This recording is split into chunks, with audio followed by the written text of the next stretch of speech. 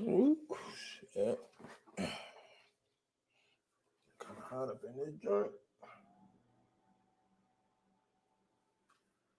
This fan. I need to put like a tiny little bench over here. That's what I need. A bench.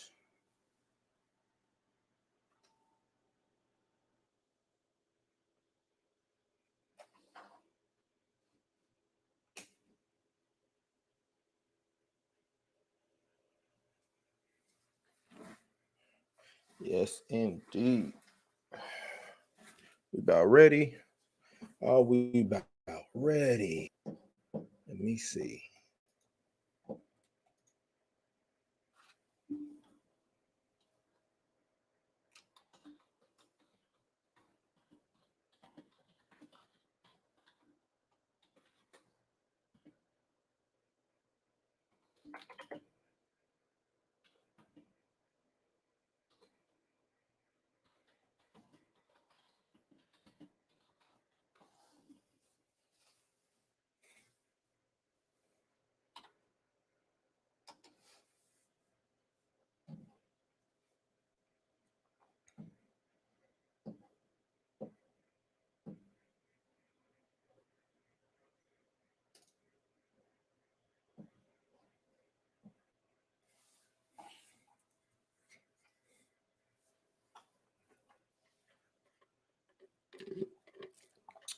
Are we ready?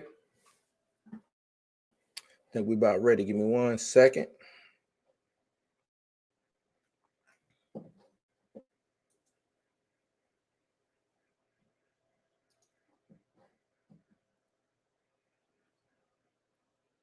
That's what I meant to do.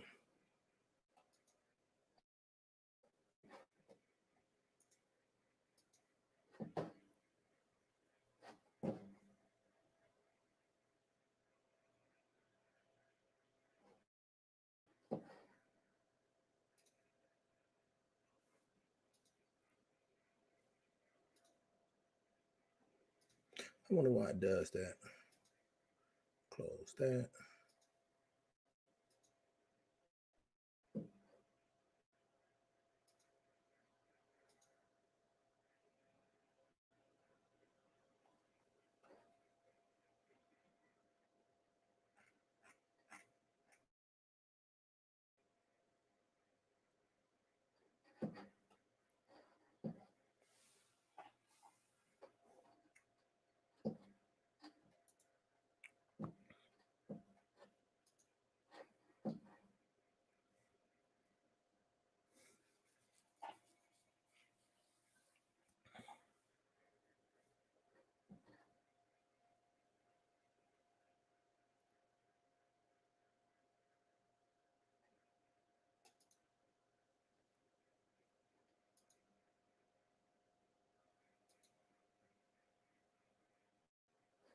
All right, I think we're ready.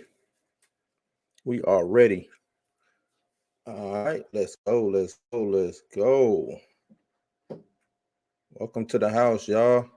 Let's start it off.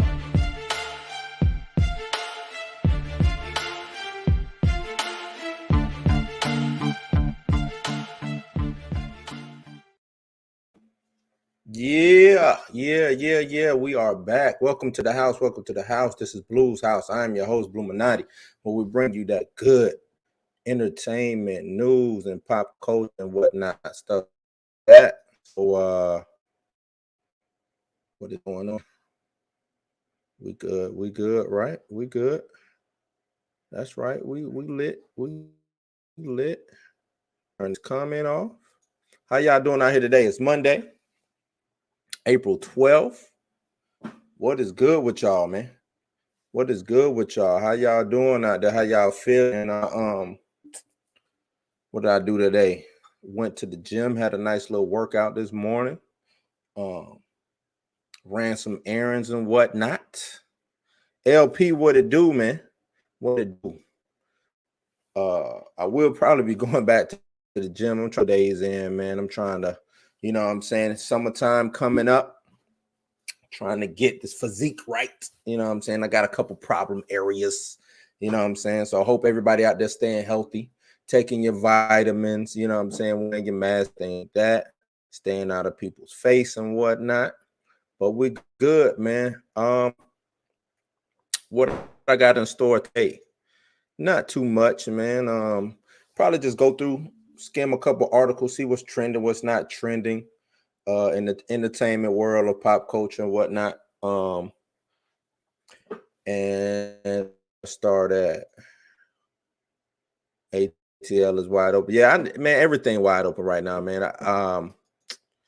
LP, man, Florida was probably one of the first states to just go ahead, come out and say, nah, man, mandate is over with. We dropping all the mandates. So Florida been open where it wasn't like they was closed anyway. Yeah, you know what I'm saying? But Florida basically opened everything back up. I think it was last week, Georgia, y'all opened back up too. I think California is on its way, New York is on its way. People ready to get back to normal, man. That's just real spill, man. People are ready to get back to normal. I think they are no longer afraid of this boogeyman that they cannot see. I think people are no longer afraid of this boogeyman. You have the vaccines rolling out, stuff like that.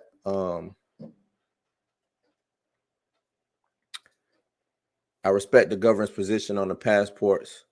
Man, that was come on, man. That's like, to me, that's stupid. If you know what I'm saying, like a vaccination passport, I think is foolish. I know you have places when like you go out of the country, especially like the Africa, you know what I'm saying, to have you get malaria shots and stuff like that, get vaccinated for all types of stuff like that. I don't know, man. I don't know. I want to say that it's kind of ignorant, but at the same time, who knows? Who knows what information he has that we don't have? You know what I'm saying? But yeah, it's kind of it's kind of foolish to me. If you need if I'm flying from one state to another state and they're talking about a vaccination passport, I don't necessarily agree with it. You know what I'm saying? If I'm not sick, or because now you're making me go get the vaccine in order to travel. Nah, I don't think but no AIDS passport or anything like that. LP, it is what it is, man. That's the machinations of society, the people that we put in charge, the people that we place on ourselves to govern us. And I'm not saying that's a bad thing, but we do have to reevaluate, you know what I'm saying, the people that we put in charge, the people that we have in our ruling class and stuff like that. But it is what it is. I said it is what it is, man. But that no AIDS passport thing is funny to me, man. I really don't want to get into it, man. But the things that we deem serious and the things that we don't deem serious. AIDS was an epidemic, you know what I'm saying, early 80s. But since they said it only affected a certain type of people, they swept it under the rug. Since they only said it affected homosexuals, they swept it under the rug. Since it was only hitting poor and black people, they swept it under the rug. You come with, I'm not finna get into it, man. You see where I'm going with this, LP. I'm not finna get into this, man. This we strictly entertainment over here. I'll save that for my other podcast, Society's Culture. And once my homeboy gets back on his feet, because he's going through a bout of COVID, but he seems to be on the mend. And once he gets back on his feet, we'll be talking about things on on Society's Culture, and I will let y'all know when we're back up and running over there. But let's get into this entertainment, man. So first thing I want to talk about, Creed 3 and everything that's going on with Creed 3. Now, it's like I said, today it's a Monday. It's a kind of a slow news day. Nothing really happened over the weekend too much. You had a couple of TV shows come out. But I want to talk about Creed 3. Raven Bob, what's up, bro? What's up, bro? Glad to see you here with me, man. Glad to see you here with me. We're finna get into some things, like I said. Not like I said, not a lot of news, but I want to speak on this Creed 3. Now, Creed 3, from what has been said, where you at? Where'd you go? All right, here we go. It says Creed 3, Michael B. Jordan on Sylvester Stallone not returning as Rocky. So Sylvester Stallone is not returning as Rocky in this new Creed movie. And I'm gonna go through this article first, and then I'm gonna give you my opinion on it. It says Stallone's Rocky franchise is one of the actor's most iconic, but following the most recent film in the story of Rocky Balboa, Creed 2, the actor said he has officially hanging up the gloves when it comes to playing the boxing champ. In recent weeks, it seems that the plans for the next Creed movie have begun to move forward. And while it wouldn't be the first time an actor went back to a role they've said that they were done with, it seems that Stallone is really done. But star and director Michael B. Jordan says that the man and the character will never really be done. Speaking with IGN, Michael B. Jordan says that while Creed 3 will not include Rocky Balboa in the physical form, the character will still be felt spiritually, as Rocky's influence on Adonis Creed will never be forgotten.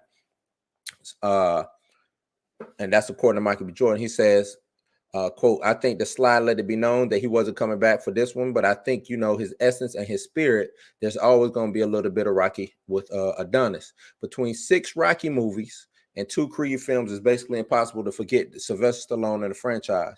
While we may not know how Rocky will be written out of the series since he's been done as Creed's trainer for 2 movies, it's not like the new movie is just going to never mention Rocky again and pretend he never existed. Even if Creed ends up lasting 6 or more movies itself, Rocky will always be a part of the movie. They go on to quote and say, I think slightly. Oh, no, I already read that one. I wish Clubber Lang would return. Yeah, we need Clubber Lang back, man. Matter of fact, I hope they somehow add that storyline in. I would love to see Mr. T show back up. You had the Russian show back up. Why not have Mr. T show back up? I kind of don't want his son to show up, though. I don't want it to be because, what I'm saying, he just fought the Russian son. I wouldn't want to see him fight Clubber Lang's son. Now, what I think would be dope is if Clubber Lang came and became like a trainer for him. You know what I'm saying? In some kind of actuality. Yeah. Hey, Clubber Lang, I know we got the Russian and I know we got Apollo, but to me, he was the best Rocky villain. Clubber Lang was the best Rocky villain, hands down, man. The shit talking that he did, the way he just whooped up on Rocky, you know what I'm saying? All that stuff is crazy. Let me get back to this article real quick and we're gonna chop it up. But this is a Creed franchise, and we really want to build this story in this world around him moving forward. So it's always respect and always a shit ton of love for what he's built. But we really want to push and navigate Adonis forward and the family that he created. Raven Bob says, honestly, I feel his decision. Even in the first Creed, his character seemed tired of being in the boxing spotlight, even as a renowned boxer.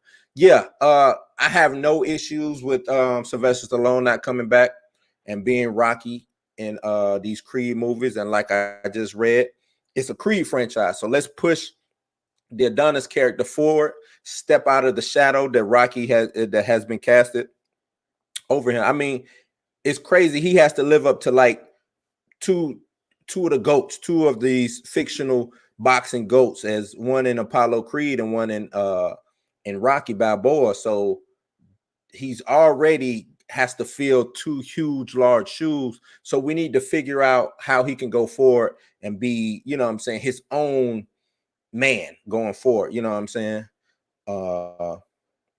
LP says Mr. T actually should have been charged second-degree murder on Mick. Yeah, but Mick kind of jumped in front of it on his own. You know what I'm saying? He pushed him down.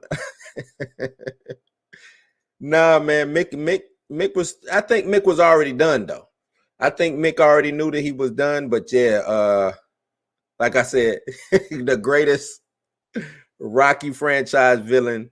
I don't know a villain that was more. You know what? Apollo was more like an anti-hero, right? You know what I'm saying? The cool, charismatic boxer that Apollo was, you know what I'm saying? He was kind of just the wall that got in Rocky's way. not really a bad guy. He was the champ at the time. Rocky wins the belt. You know what I'm saying? Rocky 1, Rocky 2. Rocky is not a champ. And then you get old Clubber Lang. And Clubber Lang is knocking fools out left and right, left and right. And who has to train him? Old Apollo. So, you know what I'm saying?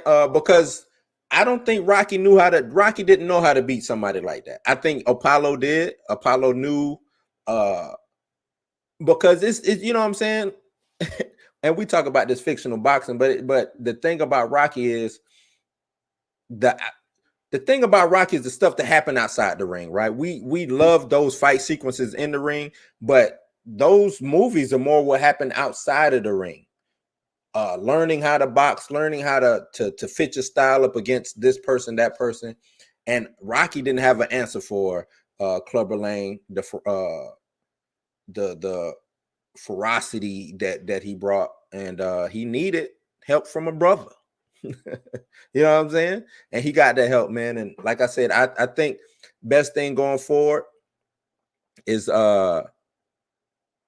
give me Clubber Lang come in and maybe become his trainer full time. You know what I'm saying? If we can get Mr. T signed on for a couple of movies as his trainer full time, man, I think that'll add another layer to this Rocky mythos and this Creed mythos.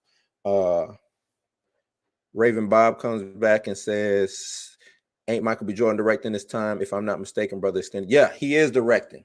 He's directing. I think it's still going to be produced by what's his name, Ryan Coogler. But yeah, Michael B. Jordan will be directing. He might be co-producing also, but no, Michael B. Jordan is doing a lot. You know, he has he got the big deal with Amazon, so he's going to be doing a lot of things with Amazon. He has that Tom Clancy movie that he got coming out where he plays the Navy SEAL. I forgot what it's called, but I think that comes out the end of the month. So yeah, you're going to be seeing a lot of Michael B. Jordan going forward. And you know what I like? This is what I like about what's going on with entertainment right now, especially with this these streaming wars and everybody looking for content and stuff like that. You have the actors are now in more of the driver's seat than they ever were. You have actors getting these big deals with these streaming companies. You got the Rock, I think, did a deal over there with Netflix. He also has what he has going on with WB over there with Black Adam, and basically they say he is now he's kind of in charge of what's going on with that DC universe over there, man. And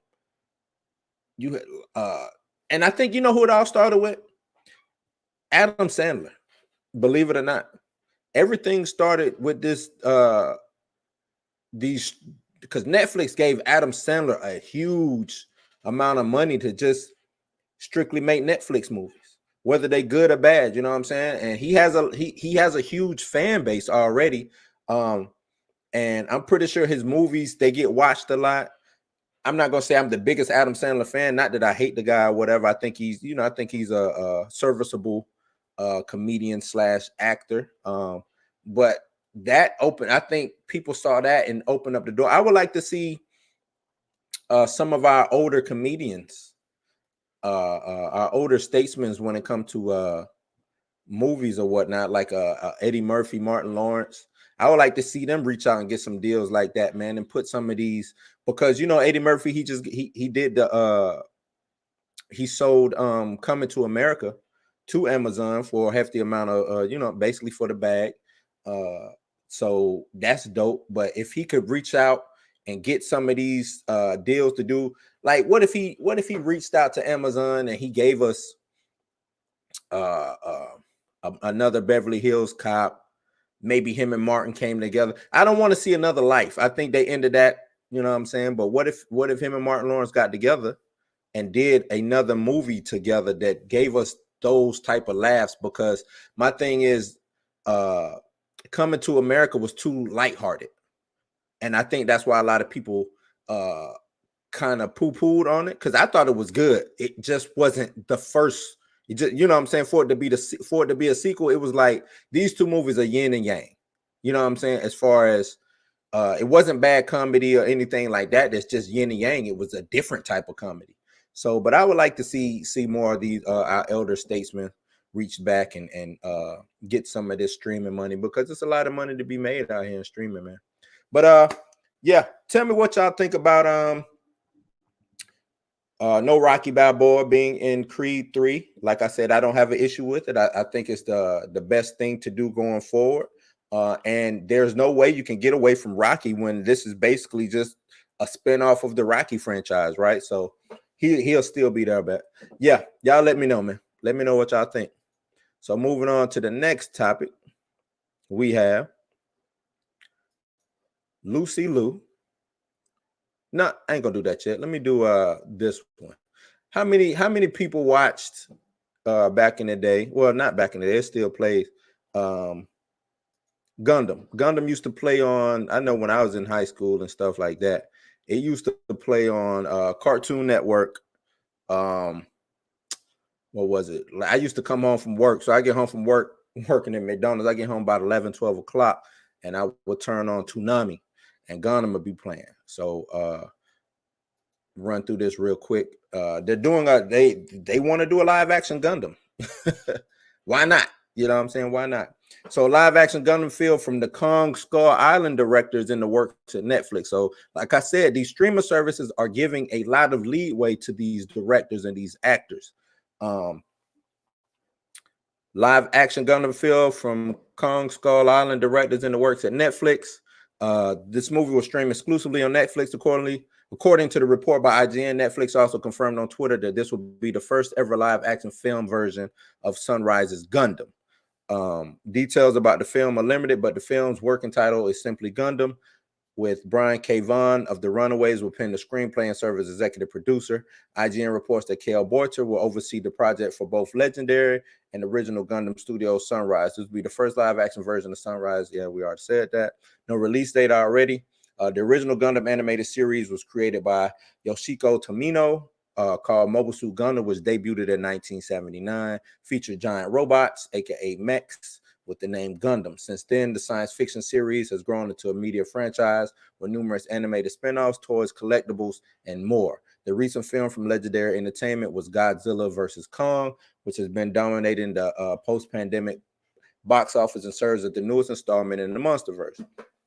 Netflix also stated would be moving forward with an animated series based on Vogt Roberts' contribution to the MonsterVerse, Kong Skull Island.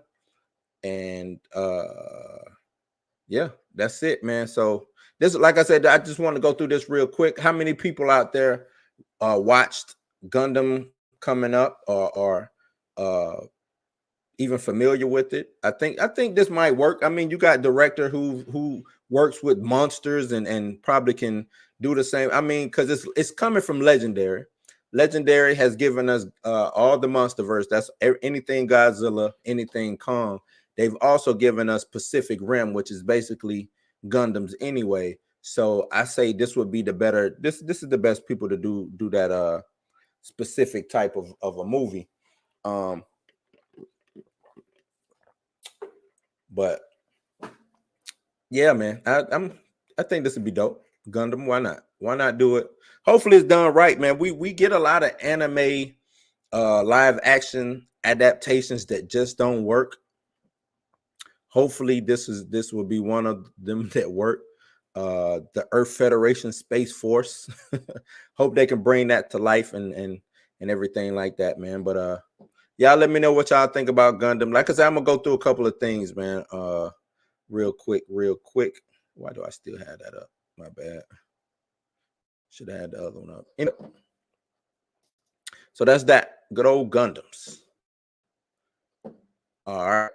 So Lucy Liu, that's what we're gonna do, and then I'm gonna get into some other stuff. Where you at? Lucy Liu.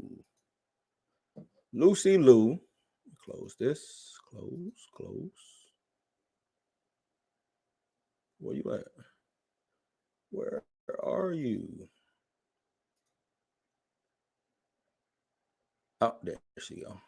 All right, so Lucy Liu. How many of y'all familiar with old Lucy Liu? Lucy Liu was a looker.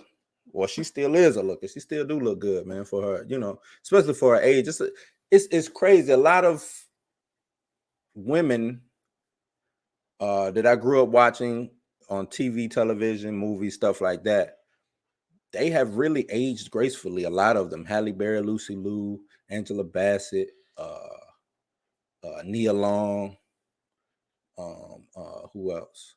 Just a lot of these women are aging gracefully, man, and that's dope. I like to see, and I think a lot of these women should get into to do more action films. Like Halle Berry kind of revamped her career doing action films. You got Angelina Jolie, who basically has stayed relevant doing action films.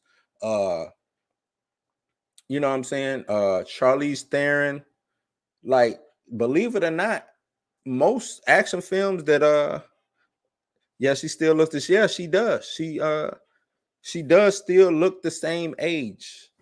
And I think it's the action films, man. Like Charlie's, you know what I'm saying? She did Charlie's Angels. She did Kill Bill. She did, some other stuff too. But I think that these female actors should probably look into, or actresses, I'm sorry, should look into especially uh the older ones, you know what I'm saying? Oh, let me not use the term. Yeah, nah, the older ones. The ones who are older, I think can benefit from jumping into the action genre. You know what I'm saying? Because it works. And it keeps you relevant. But yeah, this says, because this is about did I not pull it up? I thought I did. Where are you? Nope, nope, nope, nope. My bad. But yeah, so Lucy Liu has now been cast in Shazam Fury of the Gods. She will be playing, I think, I want probably Calypso, because I haven't read the article yet, but I'm pretty sure she looks like a Calypso. So she'll probably be playing Calypso. And it says, I remember she did Codename the Cleaner. Yeah, that was dope too. Codename the Cleaner. Yeah, well, I ain't gonna say it was dope, but it doing stuff like that keeps you, to me, just because as an actor or actress, you want to keep your name out. Everything is not going to be a home run. Everything you do is not going to be a home run. You know what I'm saying? She was on CBS starring in Sherlock for how long she did. That had to be about a good 5 to 6 seasons. Might even been longer, which she played Watson in that. And that was a dope show. She stayed relevant doing that. So she's dope, man. But it says Lucy Liu, best known for Chicago and Kill Bill and Charlie's Angels franchises, has joined Shazam Fury of the Gods as the villain Calypso. Like I said, Calypso is the sister of Helen Mirren's Hespera and will serve as one of the sequel's primary antagonists. While Calypso doesn't have a one-to-one DC counterpart, Hespera, and Rachel Zegler's unnamed character will be presented in the film as the daughters of Atlas. Little is known about Fury of the Gods at this time. However, Shazam's Adam Brody confirmed the sequel will feature the same comedy as the original, along with more fight scenes featuring the full Marvel family. I'm sure there are moments of real peril that you will take seriously as well, but leaning into the comedy and leaning into the goofiness and the wish fulfillment of it all is pretty natural and a joyful experience, he explained back in October 2020. It's going to be directed by David F. Sandberg, and it stars Zachary Levi as Shazam, Jack Dylan Grazer as Freddie Freeman, Asher Angel as Billy Batson, Marta Millins as Mama Rosa, Helen Mirren as Hespera, Lucy Liu as Calypso, and Rachel Zegler as an undisclosed role. The film arrives in theaters June 2nd, 2023. I remember I went to go see the original Shazam. Wasn't a bad movie, but it was too, I think they leaned too much into the goofiness and the child. You know what? It reminded me of a good 1990s superhero, not necessarily, but just like a kid's movie. You know what I'm saying? So it wasn't bad, but it had a lot of those elements, real campy, real goofy. I would like to see them bring a little bit more edge to this. I know they say they're going to lean into the comedy, but I would like to see them bring a little bit more edge to this. I think it would only serve them to make it a little bit more edgier. Because Because think of Thor. Because to me, I'm looking at Shazam and I'm thinking his MCU counterpart would be Thor. Thor started off a little bit too edgy, too gruff, too dark. And the filmmakers, I think they saw that Thor 1 and Thor 2 didn't work, and that's why Ragnarok, they threw the comedy and the goofiness and made Thor a little bit more goofy. You know what I'm saying? Stuff like that. And it worked. And I think I think DC is trying to do the same thing with Shazam. I don't have an issue with that, but he still needs to hold some kind of authority. And I know he's a kid inside a superhero's body, but I at least have the villains have that edge on him, because the villains don't know he's a kid. You know what I'm saying? And to be frank, if this is like another year or you know what I'm saying, he needs to understand that he is now a superhero. If you're going to be a superhero, you need to understand the importance of being a superhero and the gravitas behind it and the stakes. You know what I'm saying? So, but I think Lucy Liu coming, and look, I can go on and on about Lucy Liu, man. I think most of the things that she's in, she makes better. She's not bad on the eyes to look at, you know what I'm saying? And it's just dope to see, you know what I'm saying, women in film anyway. For me, it is. I like female rappers, I like female actresses, you know what I'm saying? I just like seeing women do the damn thing, man. So it's dope, man. It's dope. I'm kind of looking forward to Shazam. I want to see how they're gonna do. Especially, I would like to see, because I think Black Adam comes out before Shazam. So if Black Adam does what I think it's gonna do, and then maybe we can get a Shazam Black Adam crossover or anything like that, I think it'll be real dope. Raven Bob, what you say? What you got for me? Raven Bob says, I can see her adding something great to it. Yeah, and I hope she's not just like an ancillary in the, show up and be gone. If she's gonna be one of the main antagonists, seem like if they're gonna be the daughters of Atlas, she needs to be in the film. And she shouldn't be killed off quick or thrown in jail or whatever. You know what I'm saying? Like, to me, she needs to be a mainstay. And that's the issue that I have with Marvel. They get rid of their villains too quick. You know what I'm saying? Like, most of the villains is done. Who got arrested in the MCU? Baron Zemo got arrested. Most of them most of the villains in the MCU end up dying. Iron Man, one, who it was, the Ironmonger, he died. 2, it was Whiplash, he died. 3, it was what was his name? Played by either way, he died. Right. So you got all these Thor, Dark World, the elf dude died. I forgot his name. The first Thor. Who was the villain in the first Thor? Was it just Loki? Was Loki just the first villain in the first Thor? I think it was. Claw died. Claw would have been dope if you kept him around. Like, that's the person you keep around. Yeah, Claw died. We know Killmonger died, but I think his death meant something. You know what I'm saying? They kept Thanos around for a while. Not really. His name was spoken around, but he lasted what, 2 movies? Was it 2 movies? So yeah, he lasted 2 movies. He ended up dying. It's you know what I'm saying? Some of these characters I think you should keep around. You know what I'm saying? Palpatine in Star Wars has been around every damn movie. every Star Wars movie, official Star Wars movie, had Palpatine in. Well, I take that back. The first 2 of this new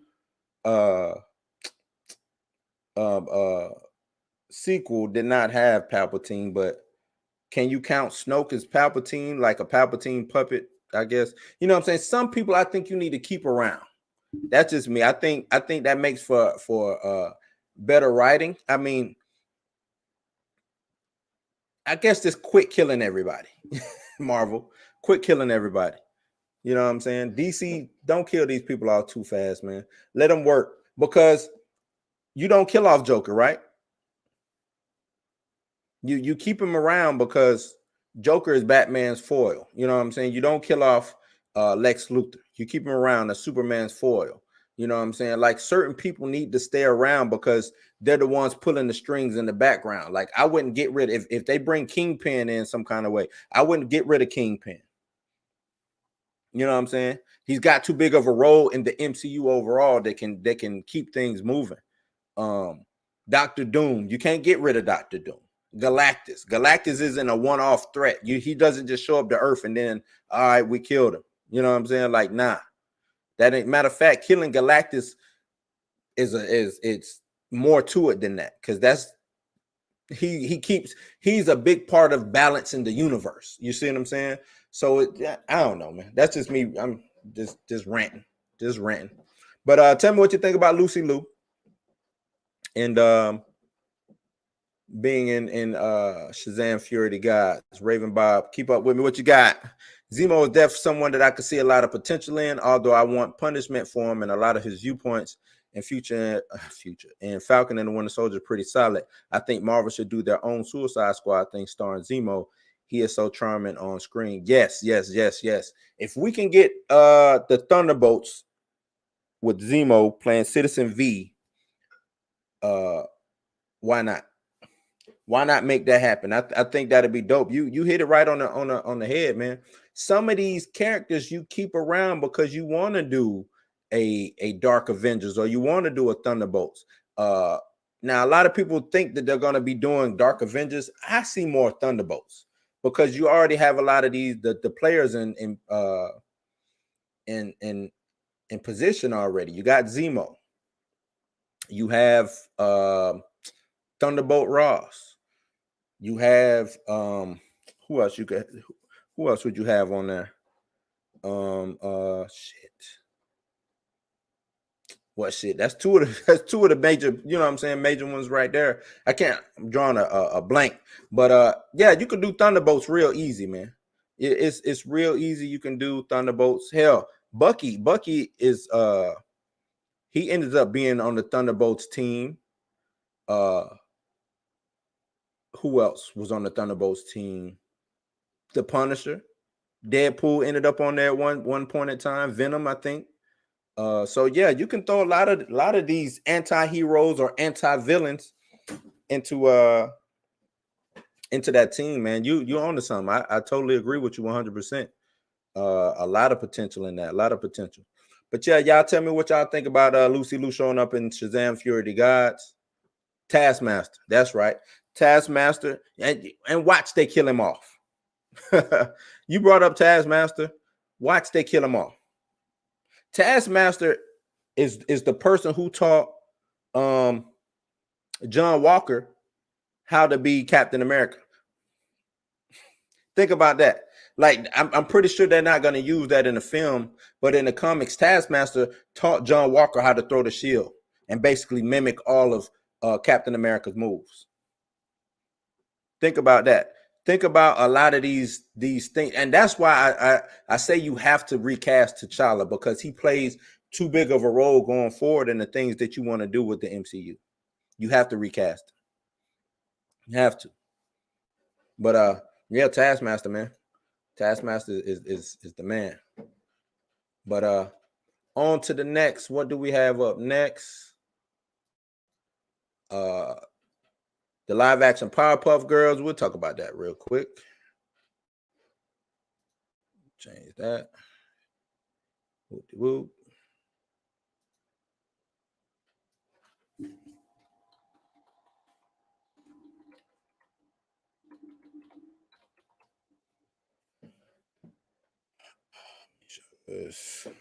What you got? Damn, that makes sense. Yeah, it do. Taskmaster, it does make sense, right? Because if they don't kill Taskmaster, and if Taskmaster is still what if Taskmaster is the power broker?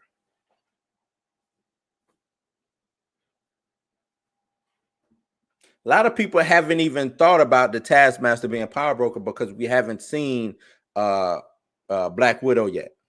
But remember, Black Widow was already supposed to have came out before we've even gotten Falcon and the Winter Soldier. So what if Taskmaster is the Power Broker, or is working for the Power Broker some kind of way like that? Just throwing that out there. Just throwing that out there. Yep, just throwing that out there. But Powerpuff Girls, do this real quick, and I do got some other stuff we're gonna talk about, man. I just want to get through these news drops that came out over the weekend and came out today. But Powerpuff Girls, they did their first official. It says the Powerpuff Girls have arrived and they have a brand new look. As production on the pilot gets underway, the CW has released an official first look of Powerpuff's Blossom, Bubbles, and Buttercup. The photo puts series star Chloe Bennett, Dove Cameron, and Yana Perrault in the character signature colors. However, these costumes are far cry from the dresses the girls wore during their time as superheroes. In the pilot, which picks up when the girls are adults, they will wear more casual clothing. And let me see if I could click this photo. Why isn't this photo loading? That's what I wanted to show. So let me show you this photo. I don't know why it didn't load up. It's kind of the same thing of what I got on the screen now. Share. But this is more the look. This will be not more the look. This will be the look right here. And it's dope. You got like I said, the colors don't have the pigtails and stuff like that. They're more grown up now, so I like it. I think I think the look looks good. Says according to the official series log line, the Powerpuff Girls used to be America's pint-sized hero. Now they're disillusioned 20-somethings who resent having lost their childhood to crime fighting. Would they agree to unite now that the world needs them more than ever? And it's based on the original Cartoon Network series that was created by Craig McCracken. So this will continue the story. This will be because they had the original Powerpuff Girls show that came out. I want to say late 90s. Early 2000s, and then they did another series, a continuation of that, and now we get a live action with them growing up. So I wonder how they, instead of, I'm glad that they showed me this. This is dope. You know what I'm saying? We want to see what the titular heroes look like, but I would love to see Mojo, because he's got to be there, right? Mojo Jojo, I would love to see how they're gonna do Mojo Jojo grown up after, you know what I'm saying, an older Mojo Jojo after all these years. It also has Donald Faison as Professor Utonium. I think that's actually a dope casting. And I'm actually looking forward to this, man. I'm actually looking forward to this. I want to see what it's going to be about. Hopefully, it keeps my attention. Hopefully, like I said, Mojo Jojo. Maybe we'll get him also, and also maybe some new villains and stuff like that. I wonder if it's going to be a freak of the week situation or if it's going to be everything. Because think of how long. What if Powerpuff Girls ends up being the new Supernatural, and not in the sense of its storyline, but how long it ran, because Supernatural started off a couple years after Smallville, right? And it just ended a year ago. So that's a long running show, probably from 2000. Let me see when did Supernatural first start running. Let me see. I know Smallville started in 2001. Supernatural started in so it ran for 15 years, from 2005 to 2020. So maybe you can get Powerpuff Girls to run that long, and maybe they carry the same weight and have the same stories, and you know what I'm saying, maybe jump into the supernatural, or maybe just totally delve into strictly fantasy, you know what I'm saying, but keep that going. I think it could work. I think it could work. Y'all let me know. Raven Bob says Mojo Jojo needs to make a cameo. Yeah, he's got not just a cameo, not just a cameo. Mojo Jojo was the guy, right? He was, to me, he was just as popular, if not more than the Powerpuff Girls themselves, man. You know what I'm saying? And I hope this is what I hope they don't do. I hope they don't make him now cool with them. You know what I'm saying? He can't be cool with the Powerpuff Girls now. He can't be. Don't do that. I hope they don't do that. But it says the Powerpuff continues the story of the Powerpuff Girls, picking up years after the original animated series. The show finds Blossom struggling with unresolved trauma, while Bubbles chases fame and Buttercup has abandoned the superhero life. The trio struggles to reconnect with their father, who will be portrayed by Scrubs alum Donald Faison. So yeah, you know, that's that, man. Powerpuff Girls, y'all let me know what y'all think about it. Let me know. On to the next. And I really don't have too many more stories, but let's talk about some Falcon and the Winter Soldier. And close some of these things out. Oh, before I get into that, I want to, well, I guess it's still in the vein of Falcon and the Winter Soldier. I just want to show, it says, I was reading this, it says Black Panther's Io gets her own Falcon and the Winter Soldier poster. And Io is played by Florence Kasumba, and she has become a fan favorite. She came in, Dora Milaje came in, whooped ass. I talked about it. She came in, whooped ass. But I think this poster is dope, and it shows just how, just, you know what I'm saying, the strength of the Dora Milaje. I mean, just looking at her is, you know what I'm saying, as beautiful as she is a force to be reckoned with, and she's scary. She's scary. Like if she came in looking at me like this, I'd be like, nah, man. So yeah, that's her official poster, Falcon and the Winter Soldier, Io.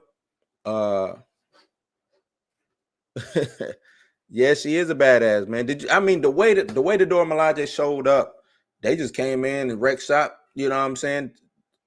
Disrespected. I mean, John Walker didn't even know what hit him. And he was after that, he was like Pookie.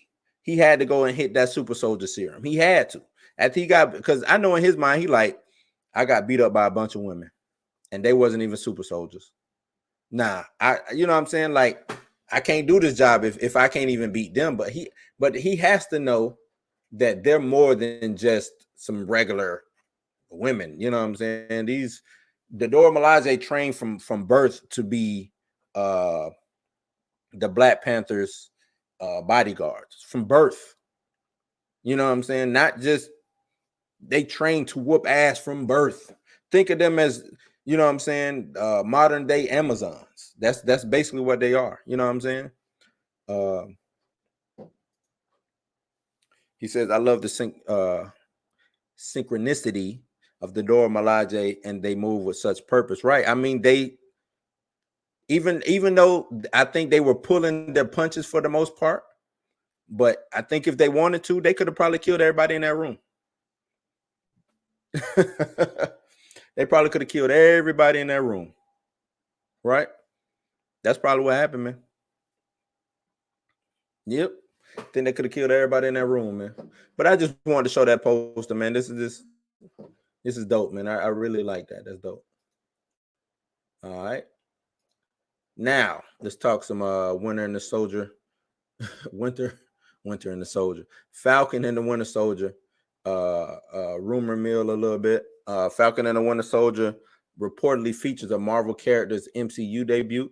It says the fifth episode of Falcon and the Winter Soldier will feature a major cameo and will be the unknown character's MCU debut. So this will be a brand new. Yeah, she was an Amazon and Wonder Woman, right? Fun fact. Yeah, that is a fun fact. She is I think she's a German citizen, but she's Ugandan born, if I want to say. And she's been in a lot of stuff, you know what I'm saying? But yeah, she was an Amazon in the original Wonder Woman movie, the first one. And she might show, I think, was she in the new one? Was she in what it is, 80, what Wonder Woman 85, 84, whatever it was, 87. The new Wonder Woman 2. That's what I'm gonna just say. Was she in that? I don't recall seeing her in that, but I think she was in that. Probably had a slight little cameo. Why not? But according to film, the character will not be someone already introduced in the MCU. However, the role is an existing an existing Marvel Comics character and will be played by a well-known actor. Details regarding the cameo has been kept tightly under wraps, but showrunner and head writer Malcolm Spellman has teased big things for episode 5 of the Marvel Disney Plus series in previous interviews. In March, Spellman told comicbook.com, hands down, episode 5, it just gets real, and 5, you're going to cry. In an interview with Rotten Tomatoes, he described the character as grounded and shut down any possibility that the surprise cameo will be someone MCU fans are already familiar with. There are characters who in our series who I would love to see partner with, like it's a very grounded character, partner with one of the big world shakers like Thor or someone like that, says Spellman. The personality is so strong. It's the episode 5 character. I love to see that character with Thor. In episode 4, the whole world is watching, saw enraged John Walker, aka the new Captain America, freshly injected with the super serum, brutally and publicly murdering a member of the Flag Smash. I think he cut that dude's head off, man. He had to, right? Spellman has promised and delivered relevant social commentary in Falcon and the Winter Soldier, and the events of the most recent episode may lead to more of the commentary in episode 5. I don't know, Bob. I don't know who it is, man. He said it'll be a grounded character, but it's a character he would love to see partnered up with Thor. I'm trying to think of everything that we've seen in Falcon and the Winter Soldier. I'm trying to put some puzzles together. We got Isaiah Bradley, right? Everybody involved in this has been Captain America centric as far as the characters go. Sharon Carter, Isaiah Bradley, we know Falcon and the Winter Soldier, the Flag. Everybody has history in the comics with Captain America. I wonder if this is somebody else who has history in the comics with Captain America. But I can't think of anybody. Nobody comes to mind right now. Let me know what you got any who do you think? Who comes to mind for you? I can't think of anybody right now, man. Let me see. I would say this would be dope for it to be Wolverine, but I don't think it'll be Wolverine. I don't think they're gonna give us any kind of mutants in this. A grounded character. I wonder if this character's gonna have any powers. And they say this is gonna be his debut, so he's gonna be this character going forward.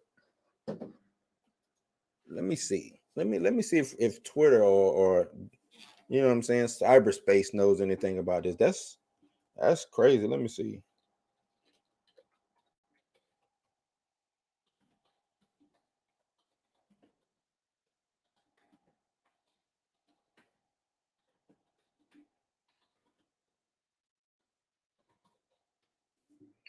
I want to know who this is, man.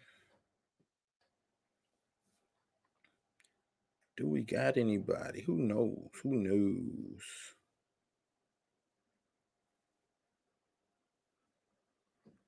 Bob, you know anybody come to your mind when it comes to who would be that character? Come on.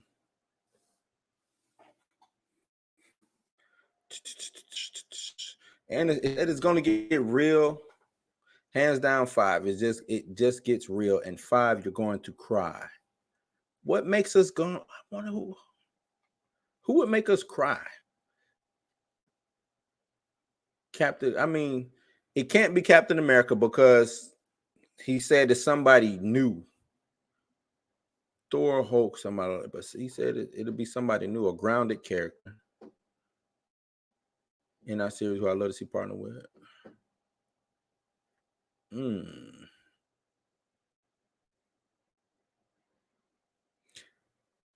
don't know, man. This is a brand new character.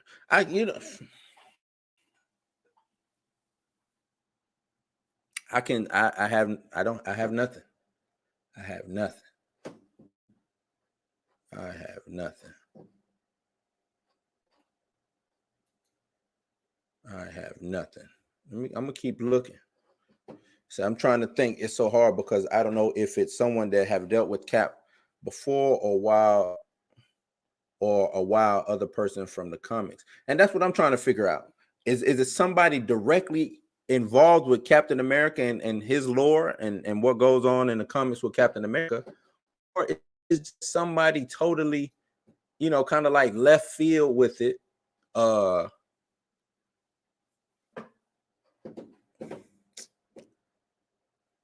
don't know, man. It's making me it's kind of making me mad now, man. Who would come out of left field and rock with Cap? Hmm. I don't know. Keep thinking, man. I'm gonna read this other article. It's still we still with Falcon and the Winter Soldier. It says Falcon and the Winter Soldier reveals how the MCU needs to change in phase 4.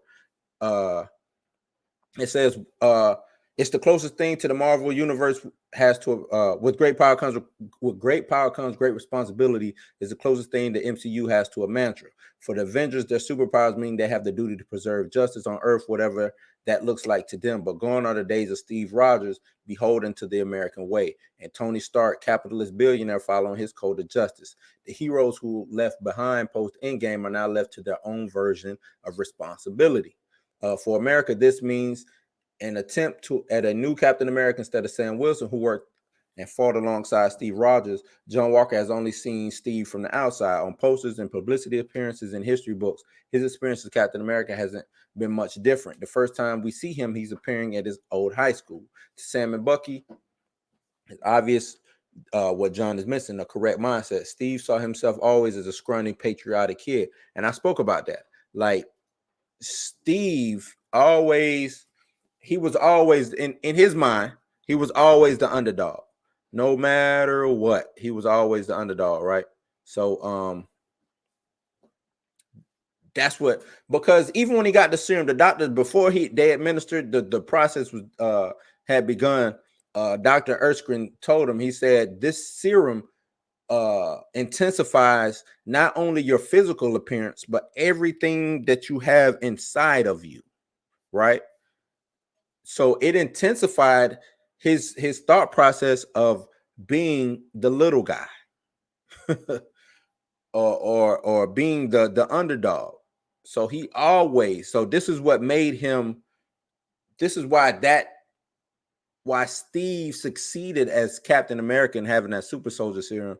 And you see a lot of these other people and you know what? I wonder if the thing is not that the super soldier serum is failing, because throughout the comics and even in the MCU, you get these failed experiments with the super soldier serum. Maybe it's not failing. The people are failing to adapt to the super soldier serum, right? Because they don't have the correct things on the inside. Because like the doctor said, not only is your outside going to be better or boosted, your inside also. So if you're bad, let's just say you started off, I don't know, killing, you know what I'm saying, little animals here and there, whatever. You take that super soldier serum, you're probably gonna end up being a serial killer, some type of murderer or something like that. For John Walker, he was coming from a position of privilege already. I'm the best at this, I'm the best at that. And I don't think he knew how to handle disappointment, right? Because he never really had to deal with disappointment or failure. He never really had to deal with that. So with him not knowing how to fail, he takes that super soldier serum. He is now going to be, his ego is going to blow up, and that's what you get. You got his ego blown up. You got he's now dealing with all his failures that he never had to deal with, and that's why you get the worst of the worst with John Walker, because all it did was intensify his, I can't, you know what I'm saying? Because he's an overachiever. John Walker's an overachiever. So now we just intensified that. If he can't achieve it, he has to come up with some way to rectify his reason why he couldn't. You know what I'm saying? Like failure is not I ain't gonna say failure is not an option, but he has never known failure. And when you've never taken an L or know how to lose, it's bad on you. It's real bad on you. You know what I'm saying? Raven Bob, you with me, bro? You with me? Exactly. The people who want to discern most are the people who really get messed up on it, right? Because, and I think that's what Zemo was talking about when he said supremacist, right? The reason why Steve wasn't a supremacist because he wasn't doing this for glory. He wasn't doing this for his own you know what I'm saying? They chose him because they knew that this dude, he would follow, not only would he follow orders, but he wasn't doing it just for the flag or the country. He was doing it because he genuinely loved people. You see what I'm saying?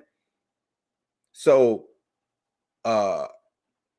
most of these people get on the serum and they have either revenge on their mind, some kind of get back agenda. You know what I'm saying? Steve had no agenda, but to just go out and do the best that he can do. Everybody else has an agenda. You know what I'm saying? So, all right. So to keep reading.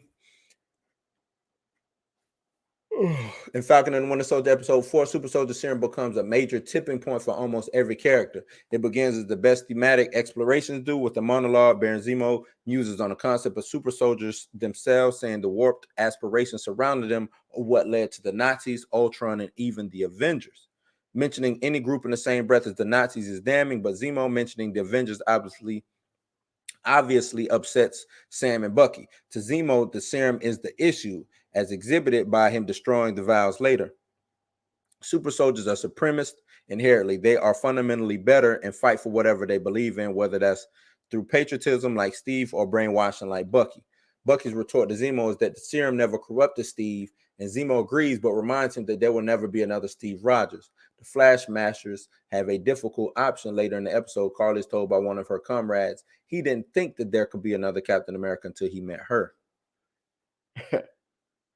Bob, I was bothering you, Bob. Yeah, I kind of want to get back on that. I can't think of who would be that cameo, man. I don't know who would be that. You making me go back and keep looking. Who was that cameo? We got to see who that cameo is, man. I need to get into like the dark web.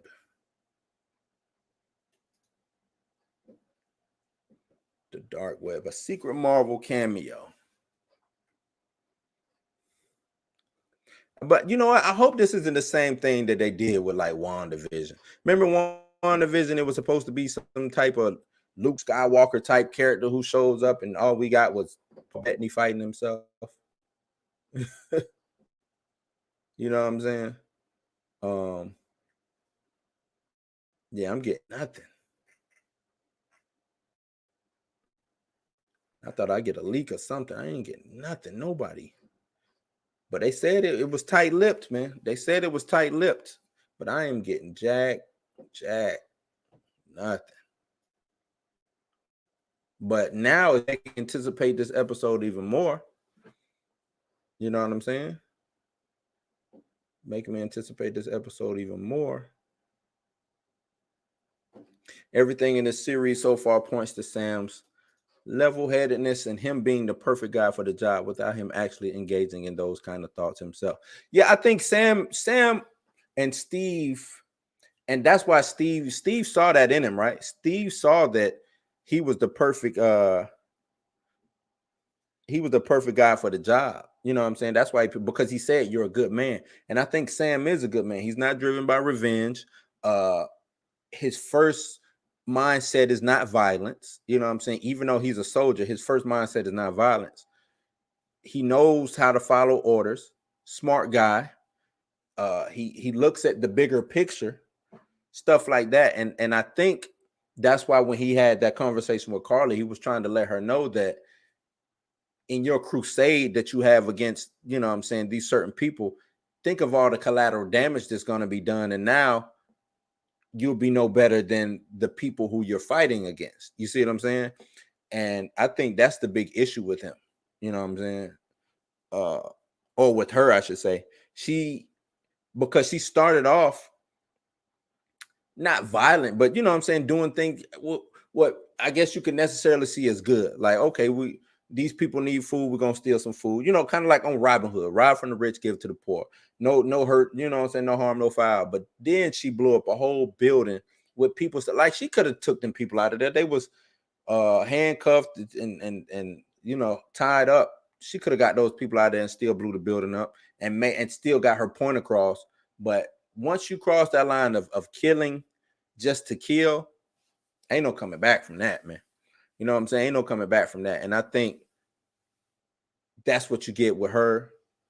That's what you get with John Walker, and anybody else who's taking the serum for their own personal gain. I think by episode 6, which is the last episode, I think we're probably going to see that Sam is going to be offered a chance to possibly take that serum, and I think he's going to say nah, because I think he can do the job without the serum. I think he can get things done without. But even with Steve, you know what I'm saying, being superhuman, the way he was with the serum, he didn't look at himself as a weapon, right? And I think these people who get the serum, they look at themselves as weapons. Yeah, Carla is very much going against her. Yeah, she's going against the very thing. She's becoming the same people that she's fighting. You know what I'm saying? And when those lines are blurred, you're no longer a hero. Because at the end of the day, you know what? Episode 1 told us what this show was about. He said the symbols are only as good as the people that it represents. So Carly is because remember the guy told Carly that he thought he'd never see another Captain America until he met her, right? So she is a symbol to him. She that's who he looks up to. You know what I'm saying? I got a problem with them following her anyway because she just don't seem like the leader type, but you know, for TV, whatever. But now, once people know that you out here killing and doing things that doesn't necessarily help the cause, but just because when you go out and do that, anybody who's associated with your brand is now gonna catch the heat, right? You know what I'm saying? If you're not, and I'm not saying to be totally nonviolent, but if you're out here planting fires yourself, then yeah, anybody associated with that brand, I'm coming after. Yeah, or the government will come after, or the police, or whoever. Anybody who's rocking a flag smasher tattoo, t-shirt, whatever, is gonna be looked at funny and probably, you know what I'm saying, be dealt with in a manner that they shouldn't be dealt with, all because of certain things that your leader Carly has done, right? So yeah, man, that let me keep reading. It's corrupted after being ashamed of his defeat by the Dora Milaje, African women who weren't even super soldiers. John Walker gets the chance to possess the one thing he thinks is keeping him from being Steve Rogers, the serum. You see, he doesn't know how to be Captain America because he thinks he has to be Steve Rogers. He discusses the serum with his partner, Lamar, who says it can only be a good thing in the right hands. Power just makes a person more of themselves, he says. By this logic, anyone with good intentions will resist being corrupted by superpowers, and anyone with ill intent will let it go to their head. Steve Rogers was good, so the serum made him better. Like I said, Carly Morgenthau was bad, so the serum made her worse. But there's a common saying that refutes this point, a phrase coined by politician John Dalberg Acton. Power tends to corrupt, and absolute power corrupts absolutely. Yeah. And I think even Steve probably teetered on what's good. Remember, Steve, we look back at it now like it's, water under the bridge, but Steve went against everything that he kind of stood up for. Well, yeah, everything that he stood up for. He fought against his own government for his homeboy, right? Was on the run for years. Him Falcon You know what I'm saying? Some other guys, Sharon Carter, all of them on the run, all in just to help Bucky out. So I think Steve still teetered back and forth on what was good, what was bad. The thing is, some decisions that he made might not have necessarily been the best decisions, but I think he understood that choices had to be made, and he knew that if the bad choice that was made, he might have had to redeem himself. You see what I'm saying? Or for him, he didn't serve America, the government. He served America, the people. If you get what I'm saying. So it says power doesn't care about intent. In a position of authority, corruption is inevitable. Bucky may have used Steve Rogers as the exception to this previously, but could Steve Rogers have been corrupted? Behind the pop culture notebook and folksy sayings, he was 100% part of a propaganda machine, and with that comes corruption. He served America as an institution, not America as a people. See, that even in this article was saying that in his early days, he served America, the corporation, or the institution of America, not the people, because he was a propaganda machine. Remember, he wasn't even on the front lines. He was just making films and showing up to the USO events and stuff like that. He wasn't out there on the front lines until he absolutely, I can't remember how he actually got out into the front lines, but once he got out there and they found that it was value, that's when they let him stay, you know what I'm saying, be out there. So how long is this article? Oh, it ain't that much longer. It says, with great superpowers, that's the theme of this episode. How power can be an authority or superpowers changes people is academic mystery as well. In a now infamous experiment, Stanford psychology professor Philip Zimbardo attempted to isolate how power affects people by staging a mock prison in a wing of the university. A group of participants were divided into prisoners and guards randomly, and were supposed to simulate the prison dynamic for 2 weeks. I bet you that was a crazy experiment. What followed is a great cause of debate in scientific ethics, but no matter what occurred, the experiment was abandoned after 6 days. The guards embraced their roles, actively berating their own peers who were chosen as prisoners. The prisoners obeyed the guards, even turning on their own fellow prisoners if instructed to. So this is about power. This was an experiment, real life experiment that a Stanford professor did. While the experiment may not have been the most ethical, the point still stands. Power leads to abuse of power. Even if Bucky was right and Steve was one of the mythical exceptions to this rule, there will never be another Steve Rogers. Carly Morgenthau is corrupted. John Walker is corrupted. There's a reason why Frodo wanted to keep the One Ring in Lord of the Rings. There's a reason why Smeagol became Golem. The ring represented ultimate power, and there was no way it could be wielded without some form of temptation and selfishness. Yeah, I really like Walker's point about medals and being congratulated in that way. It only reminds him of his worst days. What he needs is a goddamn doctor and a shrink and not a shield. But the thing is, if he didn't have if he didn't have to live up to the expectation of being Captain America, would this aggression or would this thought process even come out of him? You know what I'm saying? Would he even be acting this way? Because having that shield, you know what I'm saying? Living up to somebody like Steve, those are big shoes, man. This is the dude who fought the Nazis, right? Survived being frozen, thawed out, came back, a man displaced out of time, joins the Avengers, saves the world from an alien invasion, right? The first alien invasion, fights gods and other superheroes regularly, fights what's the next big fight? Thanos. I guess Thanos would be the next. Fights him, ends up losing, time travels, figure out all of that, comes back, welds. Not only that, he welds Mjolnir. So he's and that right there lets you know that Captain America is like the ultimate guy. He's the boy. There's no corruption in him, right? picks up Thor's hammer, fights off Thanos, beats him back, helping gets this dude is every. How do you live up to that as being an ordinary guy? How imagine having those pressures on you to be this guy. You not have to follow that.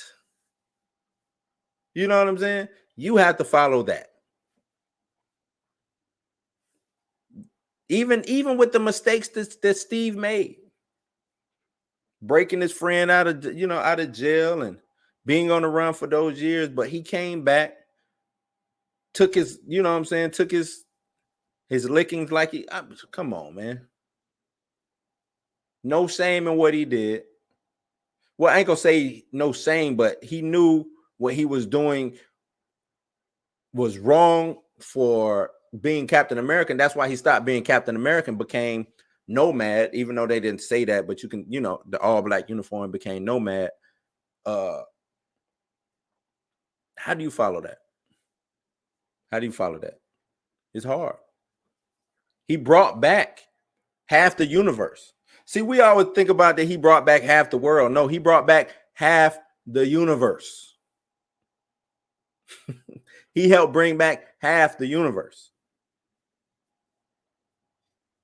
It's crazy, right? This little last part of the article is talking about great men. It says Dalberg Atten's catchy phrase about absolute power is handy to have when overpowering evil dictators. But there's a second part of the quote that often gets left out. Great men are almost always bad men. John Walker is the epitome of this when he takes the serum and goes on a violent streak. But Sam and Bucky are also great men. Steve was a great man. What makes these men different from John Walker? They understood how easily their powers could accentuate their flaws and worked against them. Sure, Bucky is still having some violence issues, and Sam's self-worth kept him from taking on the Captain America mantle, but they know the duty, the responsibility ahead of them. John and Carly may both have worthy missions, but their motivations for the serum are selfish. They wanted to have the upper hand and to have an advantage. Yes, this is why Steve was given the serum as well, but he knew his power was something to be used wisely because of his backstory, because of his upbringing. The Falcon and the Winter Soldier is redefining what it means to be a hero. In fact, it may just reveal the supervillain of the MCU itself is simply the concept of superpowers. Superheroes are inherently supremacist, and the only way to reconcile that is for each superhero to come to terms with this simple truth and take steps to counteract it. Yeah, this article makes sense, and this is a turning point in the MCU, because even if you go back to WandaVision, what did Wanda do? She did some horrible shit using her powers, right? She was just as corrupted as a John Walker. It's just her corruption was on a grander scale. You know what I'm saying? Her grief, you know what I'm saying? Because she lost the person that she loved, her grief caused her to lash out and do what she did by taking over a whole town and basically ruining those people's lives. And her not really, at the end of the day, she still really didn't care of what she did. So maybe with phase 4, that's what we're seeing. We're seeing that the backlash of being a super powered being, right? Maybe that's what we're seeing. This article is kind of dope. Being a superpowered being does make you a supremacist. Wanda was a supremacist. Look at what she did to that village. That town, I should say. A supremacist. She knew that nobody could touch her. She knew that she was in total control of these people. She knew that she was the supreme being in that town. A supremacist. Hands down. Bucky having the super soldier serum, even though his mind, they messed with his mind, he knew that he could beat every person in front of him. And that's why they used him as a weapon, because he was the supreme being at the time. Now you look at Carly and you look at John Walker with the selfishness of them using their powers. Maybe At first you start off as good, but then you end up bad. Because you're no longer doing this, because as the going gets tough, you start thinking selfish thoughts. You stop doing it for the reason that you started for, and then you end up doing the bad stuff, doing it for your own cause. You throw away responsibility. You throw away duty. John Walker, he should have said no to this gig. He should have said that when they approached, hey man, you want to be Captain America? He should have said, no, you find somebody else. I am good with my 3 medals of honor and all this other stuff. I do not want to be Captain America. You can call me something else. You want to make me into a hero? Call me something else. Because this isn't even his identity. He going around like, yeah, do you know who I am? I'm Captain America. No, you're not. You John Walker. You great value Captain America. You ain't the real thing. You know what I'm saying? And people know that. They look at him and they be like, you don't even look. You ain't even the same. Nah, bro. Super serum or not? Nah, you not Captain America. Cap got a different swagger about it. But I'm gonna tell you this. Wyatt Russell, you doing a great job, man. I was a big fan of your pops. You seem to be you filling his shoes right. You know what I'm saying? Hey, can we get another Escape from something? New York, LA. Maybe have you as the new Snake Plissken? Why not? You know what I'm saying? Why not? But y'all let me know, man. How do you feel about the MCU Phase 4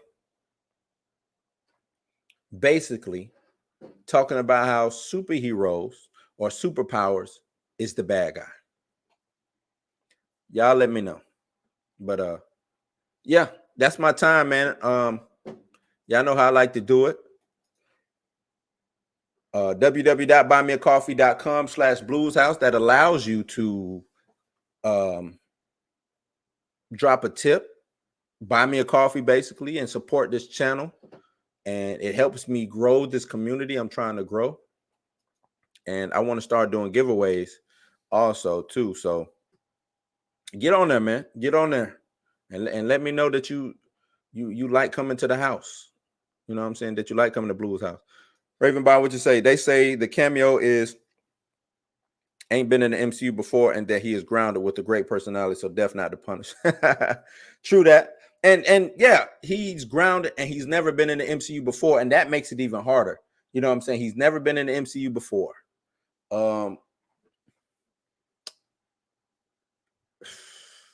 What character would they even want to bring in? I'm trying. It's Marvel has so many characters. What character would they want to bring in that they haven't used in the MCU? I was just about to sign off. Now you got me thinking, bro. What character would they like to use? Oh, man. That's a good one. What character would they like to use? You know what? I'm gonna have the answer when I come back tomorrow. Or I will have an answer for you. It might not be who it actually is, but I'm gonna do some research. I'm gonna do some research and I'm gonna find out who this person is. So Bob, come back tomorrow. Like I say every day at 5, man. Come back tomorrow. And basically that's it, man. That's a trip. They say we're gonna cry, but how would you make an average fan cry without familiarity of previous MCU? Yeah, I think he's just saying that episode is gonna make you cry, not that character is gonna make you cry. I think the episode, whatever happens in that episode, might make you cry. It might have to be to do something with Isaiah Bradley, not the character, but just the plot line of episode 5 might make you cry. You know what I'm saying? Or you know what I'm saying? Give you a little teary eyes. You know what I'm saying? And yeah, hold me to it. Tomorrow, 5 o'clock, I'm gonna be on here. I'm gonna have the answer for you, Bob. I'm gonna have the answer for you. So yeah, ladies and gentlemen, I appreciate you joining me in Blues House. Bob, LP, I appreciate y'all showing up. And a couple of my other guests and stuff like that, or other people in the chat. And like I said, I'm gonna start doing giveaways and stuff like that. So yeah, I was thinking maybe it could be Isaiah's grant. It could be a Patriot. We could get Patriot. But would you want to see Patriot run around with Thor? I don't know about that one. He said this would be a person he wouldn't mind seeing run around with Thor. I don't know. So come back tomorrow. I'll be back live in effect tomorrow. You can find me at all. If you want to continue this conversation or see some of the things that I post on social media. On social media, I am Blues House at everything: Instagram, Facebook, Twitter, YouTube, of course, Blues House, Twitch. I think I'm Blues House on Twitch. I need to go on there and actually clean up my Twitch and make it a little bit more presentable. And I appreciate Bob for joining me on Twitch, man. From Twitch, I should say. But yeah. So I'll be back tomorrow at 5. Let's go. I appreciate y'all. Y'all ain't got to go home. Y'all know how I do it. But you got to get the hell up out of here. Peace. And I'm out. You too, Bob. Take care, bro.